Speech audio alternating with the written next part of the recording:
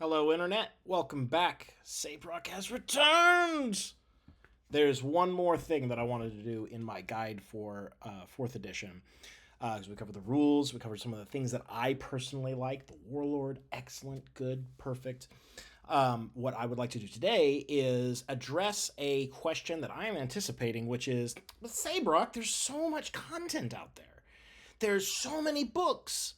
Are there there's not 100 books. I don't think there's 100 books, but there's dozens of books. Where do I get started? How do I advance my collection? What do I need as a player or as a GM or as a whatever? You know, what content and like how does this content work? How do I know what's in each thing? So that's what I want to address today. And I'm going to start, of course, at the beginning because that's where things start, of course. So I'm going to grab. Nice. Let me just hit my camera there. We're going to grab the core 3 books, the Player's Handbook, the Dungeon Master's Guide, and the Monster Manual. So these are the core 3, as it has been since at least 3rd edition. I think earlier than that, I think since Advanced Dungeons & Dragons is when they started splitting the game into 3 core books. So these have everything that you would expect them to have in it. The Player's Handbook has races, classes, the rules of play. What you might not expect is that it actually has magic items in it. So if you are a new player and you're looking for magic items, it's in the Player's Handbook, not the Dungeon Master's Guide, because the players have more agency with regards to like what kind of magic items they can get. Because PCs can make magic items in this. So they're in the Player's Handbook because it is player content. And you should also kind of expect that magic items are part of your build. So, Player's Handbook material. Let me just set that over there. The Dungeon Master's Guide tells you how to run a game, how to structure the game, how to measure out rewards, how to create skill challenges, how to pace a campaign. What you'll find different in here than in the 5th edition Dungeon Master's Guide is that it's very much focused around actually running the game and not creating a multiverse, which I think it kind of touches on it. It's been a while since I've read it, to be honest. But it is very much about like, these are like rules, strategies, and tips and guidance for actually running the game. And so the 4th edition Dungeon Master's Guide is largely considered to be one of the best Dungeon Master's Guides ever written for D&D. It also does have a really, really good section for A, making your own monsters, and B, running the game when the rules don't cover what's happening. You will hear people refer to the famous page 42, which let me just open that up. Page 42. It's easy to remember because Hitchhiker's Guide, it's an important number. And we have right here difficulty class by level, damage expressions for regular and for limited effects. So something that can happen kind of a lot, at will kind of stuff, could happen here. Things that are probably only going to happen once, be this stuff. And it's broken down by level. And you have like easy, moderate, and hard DCs for ability checks. This table right here tells you how to run things that aren't covered by the rules. You figure out the level of the thing being dealt with, and to an extent, you can kind of use the party's level as a guidance for that. But basically, like, how advanced is this obstacle that they're overcoming? So that will determine whether it is easy, moderate, or hard within a particular range of DCs. It also tells you about how much damage something should do based on its level. Because kind of everything is assumed to have a sort of level, even like terrain effects. Even if it doesn't list a level, there should be like an expected level that the players are supposed to be when they approach or grapple with that obstacle. So you would use that level to determine what the DCs and the damage are. So that's an extremely useful table. It has another whole section on like creating custom monsters and like the philosophies behind how monsters are built. So that's very, very useful. Dungeon Master's Guide, one of the best, highest value books that D&D has put out in a long, long time. And then of course you have the Monster Manual. The Monster Manual is not strictly required, but it's very handy. There are, in fact, 3 monster manuals, and had I been thinking about it, I now that I do think about it, I don't own any other monster manuals. I have them on PDF, but I don't have them in physical form. So I wouldn't be able to show them to you. But there are 3 different monster manuals, and it's basically just lots and lots of new monsters. What you will hear about a lot is Monster Manual 3 math. And what that refers to is that when 4th edition first came out, they were kind of in a bit of a rushed development cycle. So monsters at higher levels have too many hit points and don't deal enough damage. So fights tend to drag out as it takes a long time to work through all their hit points, and they aren't really all that dangerous because they don't do very much damage.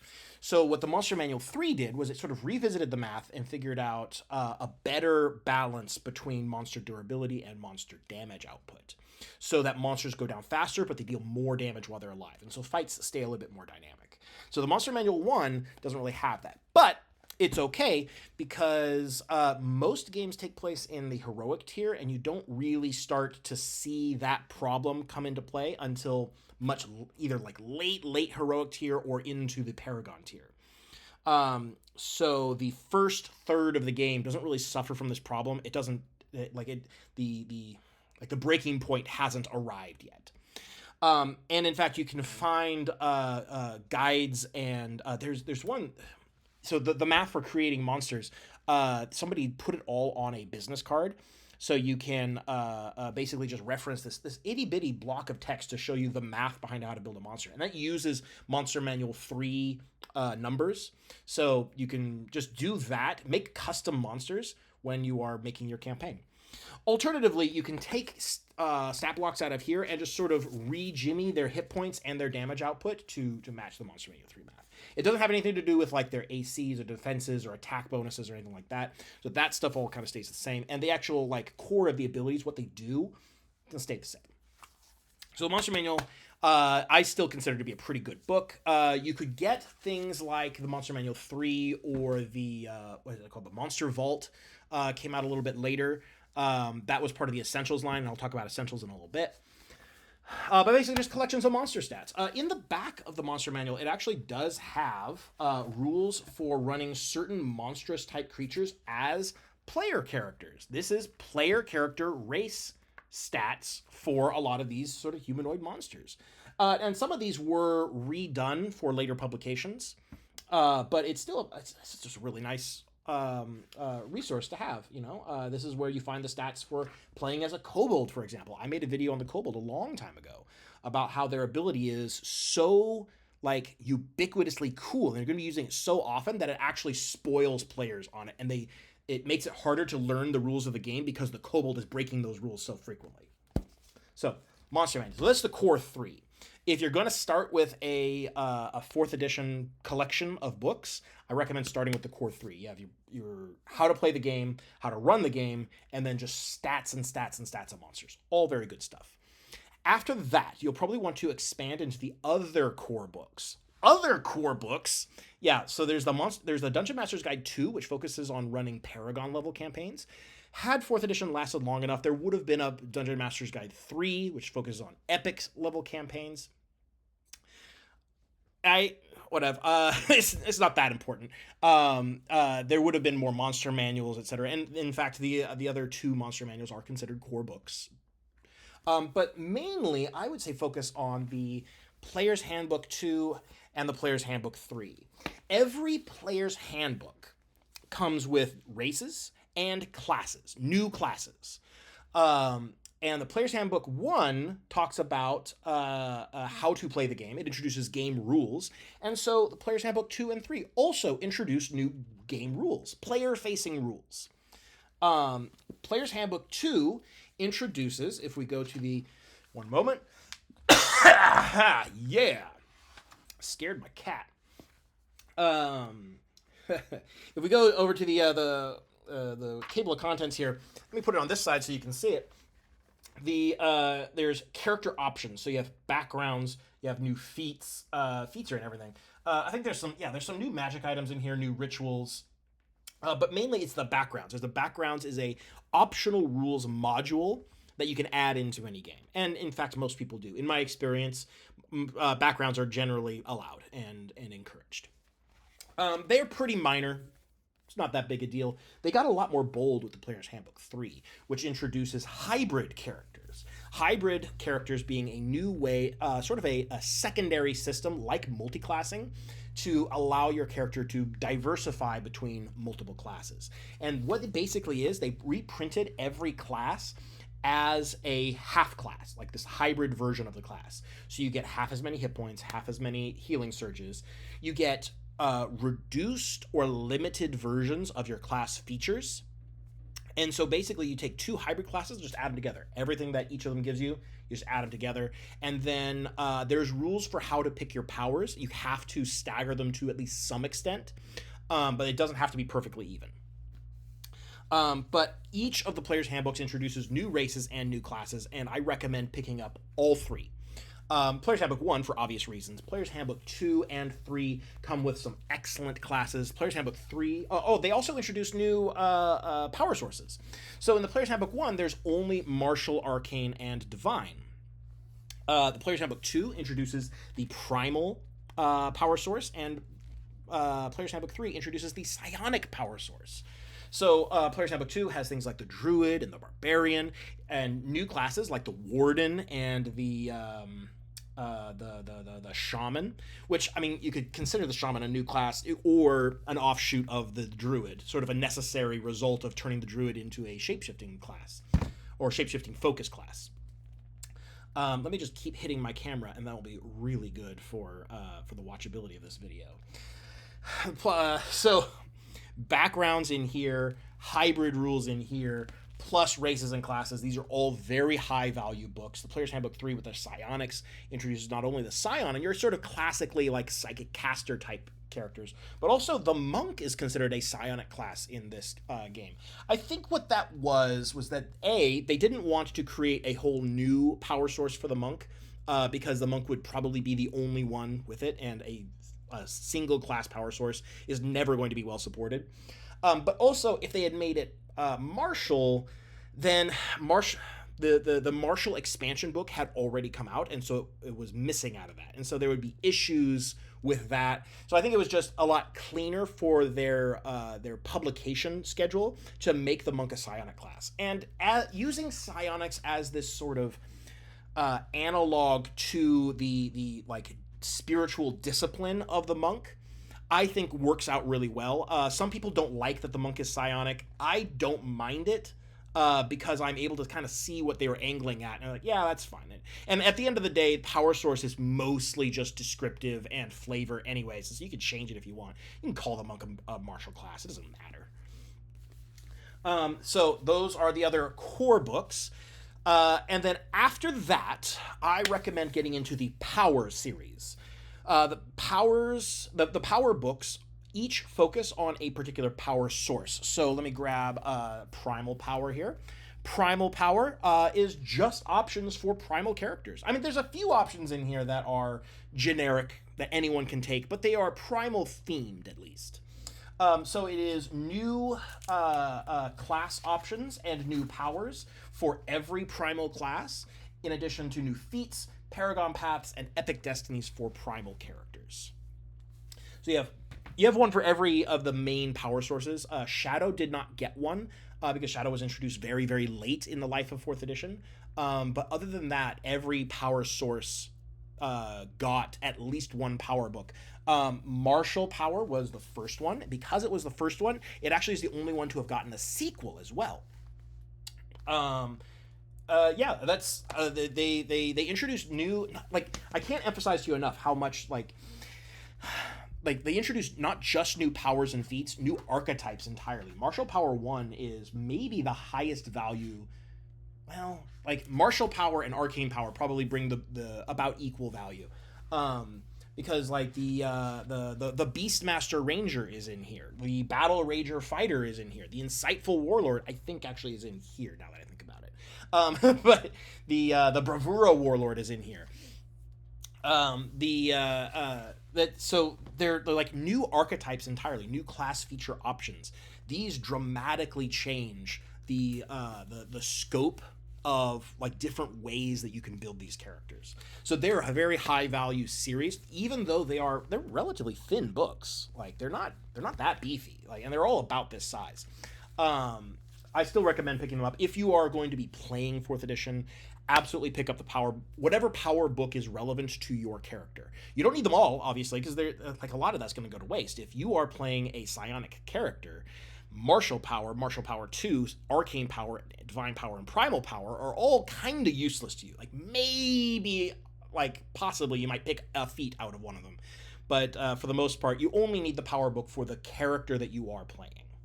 So figure out what power source you are going to be playing with your character, and pick up the power book that matches it. Easy enough. They're really good books, and they're pretty good at staying like in line with the power level of the original player's handbooks that your class stuff would be coming from. It's not power creep, but it is option creep, which is inevitable with this kind of game expansion. After that, we come to the last set of player-facing books in the mainline 4th edition library, which is the Adventurer's Vaults. These are really cool. Adventurer's Vault 1, Adventurer's Vault 2. Adventurer's Vault 1 actually has some mundane items in here. It has a new set of Masterwork armor. It has some new superior weapons, and it introduces new weapon properties, which are really cool. Brutal is very popular. But for the most part, like 99% of this book is magic items. It's new magic items broken down by what slot it takes up. So like, head, arms, body, boots, etc. And then Adventurer's Vault 2 is entirely magic items, and plus alchemicals, if you want to consider those. And it also introduces the idea of item sets, which was really popular at the time. I think that idea was introduced in Diablo 2. I don't think there were item sets in Diablo 1. And then sort of expounded on in other RPGs, like computer RPGs at the time. It's a really neat idea, because most of the items in these item sets are not unique to those sets.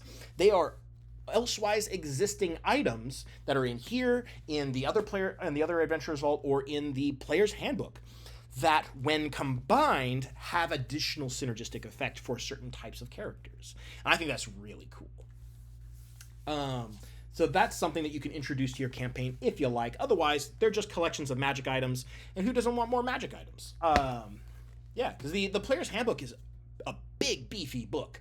But it's got a lot of stuff that it has to accommodate, and so the magic item section is relatively small. You want a lot of magic items. You don't want to have to spend the time to make them yourself.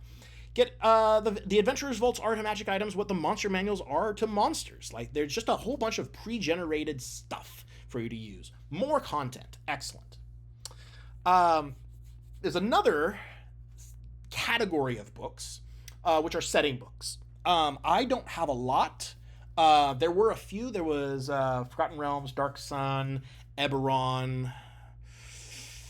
I think that might have been it. There might have been more. I don't remember. I have the Forgotten Realms Player's Guide and the Forgotten Realms Campaign Guide. So for every setting, there was one of each of these, a campaign guide and a player's guide. And so the campaign guide is a lot of setting information, NPCs, factions, etc., maps, that kind of thing. How to run a game in this setting, like what are the major themes of the setting, what should be expected, how to write adventures in this setting. And then the player's guide is a bunch of setting-specific player options. They include a new class. At least this one and the Eberron one do, because Eberron introduces the Artificer. This one introduces the Sword Mage, which is really cool, and it's actually the whole reason I got this. Because I'm actually not a fan of the Forgotten Realms. I think I've said this before. I find the Forgotten Realms pretty boring for the most part, but the Sword Mage is such a cool class. I got this book just for the Sword Mage. But like new setting specific races, a setting specific class, new feats, etc. New rituals. In fact, there's a bunch of new rituals in here. It talks about the deities, the greater deities of this setting. The thing to watch out for is the reason why I have the campaign guide for a setting that I never intend to run is because I forgot that these are different books. Because I ordered this relatively recently off of eBay. I forgot that it was split into two books, and so I saw this one. I was like, oh, that's the one that has the Sword Mage in it. I want that. It's not. This is just for running the setting. This one has the player options in it. So be aware that they are separate books. Do your research before you order books. That is the lesson to be learned here. So I'm going to set those over there. Now we come to the hard part. We're going to start talking about essentials. Now, if you've seen me on Discord, etc. Oh, Discord link right there. If you've seen me on Discord talking about essentials, it'll usually be in some sort of dismissive manner, like it's just an essentials book. There's a reason for that.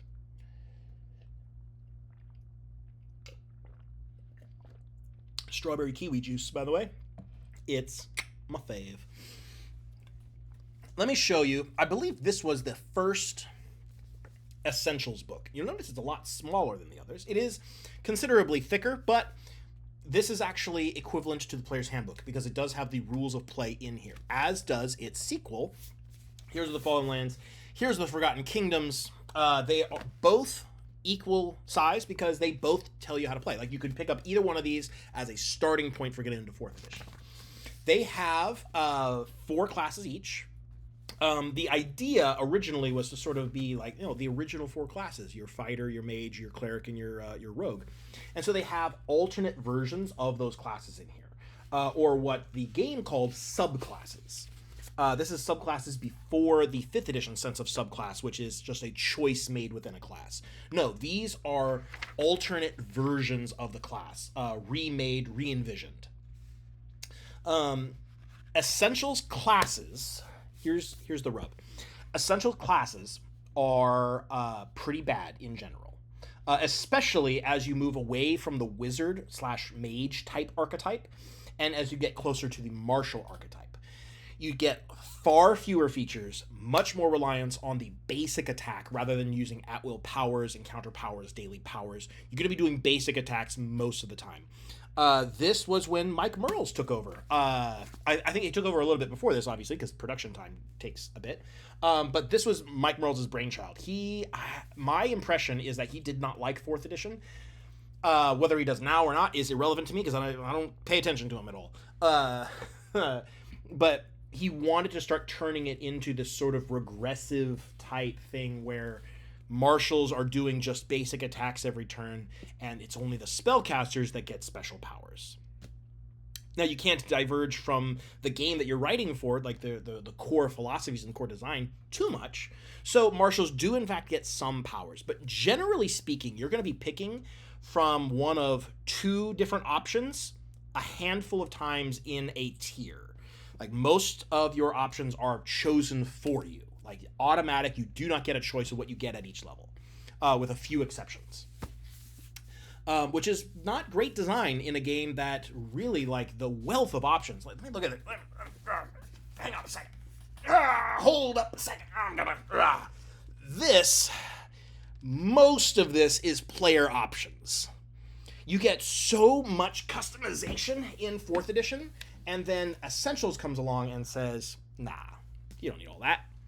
You're not smart enough for that. You need the game to tell you what you get, and you don't need to make any choices. That's the impression that I get from Essentials. Now, on the flip side, the game did get sort of a little bit of a polish on its rules, and so the rules are maybe more clearly or more explicitly written in these books, especially because it was 4 years later after the Player's Handbook came out. So the rules had time to go through a couple of erratas and get updated in here. So the rules are a little bit clearer in here, which is why the only Essentials product that I actually do recommend is the Rules Compendium. I have found this book to be incredibly useful for answering rules questions that might be difficult to find the answer to in the core books because there's so much going on, because it's teaching you how to play. It's not a rules reference manual, really. This is a rules reference manual. It is broken down by category. It has a good index, a glossary even. Or actually, I think just a glossary, not an index. No, it does have an index. It has a really good index. It has a glossary of terms. I've had a handful, because I haven't run this freaking game in 10 years since 5th edition came out, much to my shame, to be honest. So I had some questions about like how to run certain things. How do these things run? How does it like, because in 5th edition, you ask the DM. You have a rules question, you just ask the DM, because most of the time there isn't actually an answer in the rules. They have to make a ruling. And so I've gotten kind of accustomed to that mindset. That's not the case in here. There are answers to these questions, and I want to know what those answers are. So I go look them up in here. That's why I got this. I recommend this especially if you are just getting started right now, you're building your 4th edition book collection. This is going to give you the most up-to-date version of the rules in a way that is clear, concise, easy to understand. It's not that big, it's not that expensive. You get these on eBay for pretty cheap. One other notable book, and by the way, you'll notice that Heroes of the Fallen Lands, Heroes of the Forgotten Kingdoms, the next book is Heroes of Shadow. Anytime you see Heroes of, consider that an Essentials book. Essentials books, I don't recommend getting classes. In fact, I am inclined to ban Essentials classes in my games, specifically because they tend to ruin player experiences in ways that players are not necessarily going to be aware of. Like, they're not going to know why their character sucks, why their character is weak in the later levels. They also... but they are definitely going to feel that. And so they might blame the system as a whole. They might blame themselves. They might blame me. It's the way that the classes are designed. So I don't allow Essentials classes. One exception. The Heroes of Shadow introduces the Vampire class and a few subclasses, shadow-themed subclasses of existing classes. The Warlock, the Paladin, the Assassin, which is a subclass of Rogue. I think the Assassin was a Dragon Magazine production, and then the Executioner is a subclass of that. The Dragon Magazine, by the way, real quick aside, y'all remember Dragon Magazine? If you're old enough to remember Dragon Magazine, I probably don't have to explain this to you what it was, but it was a magazine put out by Wizards of the Coast regularly. Dragon Magazine had content for players, Dungeon Magazine had content for DMs. And so 4th edition got a lot of content in Dragon magazines that is almost impossible to track down in physical form nowadays. But you can find PDFs of them online if you look hard enough. So anyways, this introduced a vampire class. It's the only new class in this book. And the vampire class is very uniquely designed. It's quite bold in its design for 4th edition. It still has all the same problems as other Essentials classes, where you don't get very many options. You really peter out in power in the later heroic tier. Like, you get about 5 good levels out of the vampire, and it's really fun to play for those 5-ish levels, and then it starts really getting kind of lame. So I don't really recommend Heroes of Shadow unless you're big into vampires. It does have a few races in here, a few feats that might be cool. So if you just want to pick it up for those, you can. And that is all I recommend using Essentials for. Updated rules, races, feats, occasionally magic items, maybe some rituals, whatever else you find in here. Not the classes. Ignore the classes. Pretend the classes are not there. Use all the other content. Because in that regard, these are just more content. There's nothing wrong with having more content. But some of the content that is in these is a bit of a trap, and I think that it is better for players if you don't allow them to use it, because they'll be tempted. I know a guy who played a Blackguard, and he said he wanted to just have big numbers, and I was like, oh, the Blackguard does have big numbers.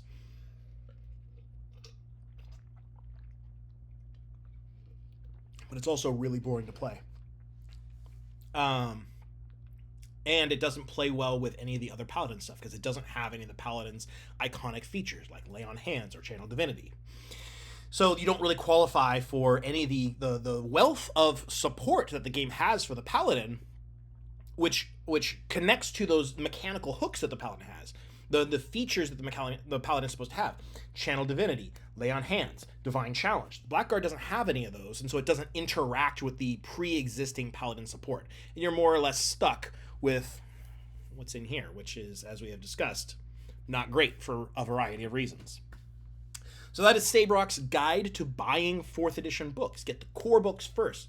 Player's Handbook, Dungeon Master's Guide, and Monster Manual. Expand then into the other 2 Player's Handbooks, then into the Power Series, then into the Adventurer's Vault. If you want to run in a specific setting, you can pick up the setting books, both the Campaign Guide and the Player's Guide for whatever setting you like.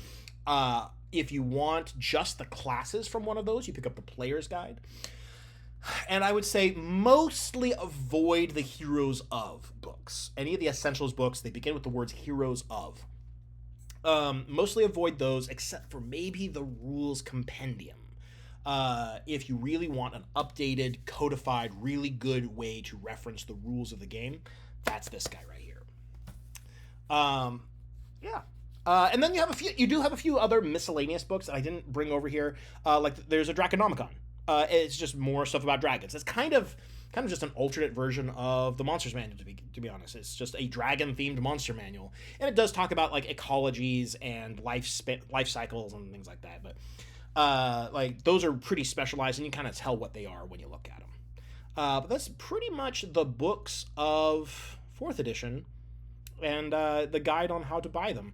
Or how to acquire them, if you understand.